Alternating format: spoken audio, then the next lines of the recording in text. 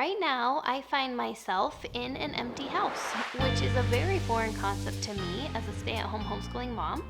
And what's interesting is that now that I have a moment of free time, I am bogged down almost to the point of analysis paralysis about what to do with this time, because for so long I've lived in the mindset that I never have enough time. This same problem plagues me. Even if I make the most of this time that I have to myself right now, I still won't feel like I had enough time to make it really count for something, right? So today we are talking about just that, a lack of time for parents. We all feel it, so what can we do about it? I've been really intrigued lately about the idea of a scarcity mindset versus abundance mindset. Have you guys heard about this? A scarcity mindset is when you are so obsessed with a lack of something that you can't seem to focus on anything else. It really is easy, especially for us as parents, to have the feeling that there is never enough time in the day, never enough money in the bank, never enough days off, never enough energy to do all the things we want to do, never enough friends or social activities, enough quality time with our family. You get the picture, right? Man, this is getting depressing fast.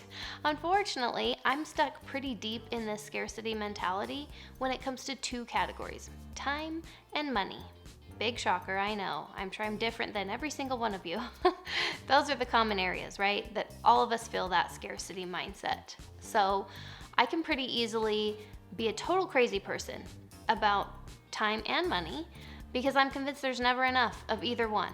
So, like I said, I'm a stay-at-home homeschooling mom, so it's easy to feel like my to-do list is never ending, right? The things I should be doing with my kids, the things that I should be cleaning, or the other things I should be getting done around the house, the organizing, I should be cooking healthier meals, I should be taking more time in the kitchen to find new meals. We all know this list could go on forever. And then as far as money goes, I must have some issues stemming back to childhood because I swear I cannot spend a single dollar without overthinking it and then feeling guilty and convincing myself that surely spending that dollar could have been avoided somehow. So naturally, this principle of scarcity mindset is really intriguing to me because I really do feel like it's going to be the key to unlocking this whole problem of mine. So the goal of today's video is to bring you along on this journey as I just try to figure this out. I haven't done a lot of extensive research. I haven't even spent a ton of time putting it into place in my life. I'm just kind of scratching the surface and wanting to chat about it. By the way, please leave me any tidbits in the comments below if you're really savvy with this scarcity mindset. I would love to know anything that you know. So the first thing that's going to be really helpful for us is awareness. We are now aware that there is such a thing as a scarcity mentality that we are unintentionally allowing to really impact our lives. I should tell you a few things before we go any further that I've learned about this. So the scarcity mindset causes some real changes in our brain, lowering our IQ, making it harder to make decisions, making us more likely to make impulse decisions, being less productive and less attentive. The list goes on. Let me tell you, it's just not a pretty picture. So the problem is that we feel completely drained when we're in this mindset, which ends up becoming a self-fulfilling prophecy. So even if there legitimately is not enough of something to meet our needs, because we are in this mindset and are focusing on the fact that there's not enough, we really struggle to make improvements and to move forward because we get so stuck in that mindset. So let's check in with ourselves right now and decide where we're feeling the biggest scarcity. And be specific. Don't just say time. Specify time for what. Is there enough free time all by yourself? Is that what you're feeling? There's just never enough free time to be all by myself. Is it quality time with your kids that you're really feeling there's scarcity there? Is it time to work on projects? Our time is divided between many different things, so likely there's going to be a specific category that's really lacking because we all have 24 hours in the day, right? So time is what it is. It's the division that maybe we're not happy with. So then, to help us on our path toward progression, let's now identify an area where we feel there is an abundance. Maybe we have an abundance of kindness. Maybe we have an abundance of money for our bills. Identifying abundance helps us to focus on gratitude and to recognize this principle in action. There are plenty of resources out there. There's plenty of a lot of things. So identify that one place that you're happy with. And what's really interesting is that abundance is subjective, meaning it's not just defined across the board. What would feel like abundance to me might feel like scarcity to you. So as we tap into accepting our reality, we can actually move toward changing our mindset as well as our circumstances so that life will look a little more like the way we want it to look. So let's do it. Here I am in my empty house, all alone, and freaking out that I'm never gonna be alone again, right? I'm never alone in the normal life. That's very unusual. So I need to make the most of this time. And I'm panicking and overthinking.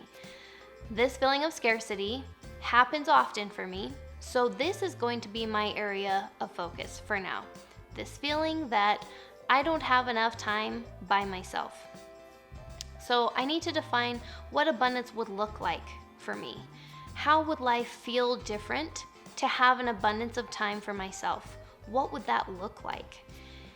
In order to try to change that, I need to take baby steps. So what's something that I could incorporate into my life to help me feel like I have more time for myself? Maybe I could get a babysitter, right? Maybe 3 hours a week, I just plan on a babysitter. Maybe that's not in the cards financially. Remember, we're all in scarcity here. Who has money for that? So maybe I could utilize my abundance of kindness that I have and trade a neighbor. Maybe there's a service that I could do for them in exchange for watching my children 3 hours a week. Another option could be changing my routine. Maybe I've been getting really relaxed with my kids' bedtime and I just really need that time for myself. So I'm gonna buckle down a little bit more, get back into a good rhythm of getting them into bed early enough so that I have enough time. Or maybe bedtime's fine, but the problem is what I'm doing with that time. Maybe I'm not making the most of that time and really filling up my bucket. So perhaps I'm gonna start doing more household chores during the day so that it really frees up my evenings that I'm not gonna be working on the house. And that can just really be fun time for me. Maybe I need to just start at the drawing board and discover what does make me happy. So I'm gonna explore a new hobby maybe and try something new and see what really energizes me and helps me feel like I'm really doing something for myself. So there's many different ways that this can always go. The goal is to feel like I'm in a place of abundance in this category. So I need to picture what that would feel like. Visualize how that would look different than the way it looks right now. And then take baby steps towards creating the life that I want.